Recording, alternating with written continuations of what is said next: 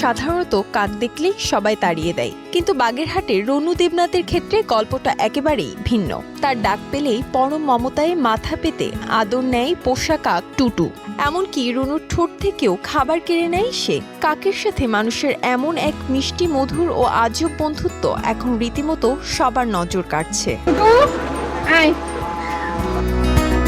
বাগেরহাটের রনু দেবনাথ পেশায় একজন দর্জি। বছরখানেক আগে এক কালবৈশাখী ঝড়ের পর নিজের দোকানের সামনে গুরুতর আহত একটি কাকের ছানা খুঁজে পান রনু। পরম মমতায় সেই অসহায় পাখিটিকে উদ্ধার করেন তিনি। এরপর নিজের হাতে দেন প্রাথমিক চিকিৎসা। নিয়মিত খাবার আর যত্নে আস্তে আস্তে সুস্থ হয়ে ওঠে পাখিটি।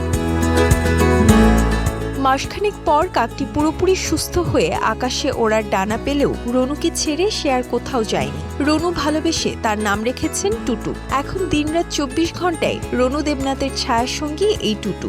নাম ধরে ডাক দিলেই মাথা আর পাখনা নেড়ে জানান দেয় নিজের উপস্থিতি। রনু দোকান থেকে বের হলে পিছু পিছু উড়ে যায় সেও। টুটু আর রনুর এই অনন্য ভালোবাসা দেখতে প্রতিদিন বাগেরহাটের লঞ্চঘাট এলাকায় ভিড় করেন দূর দূরান্তের মানুষ।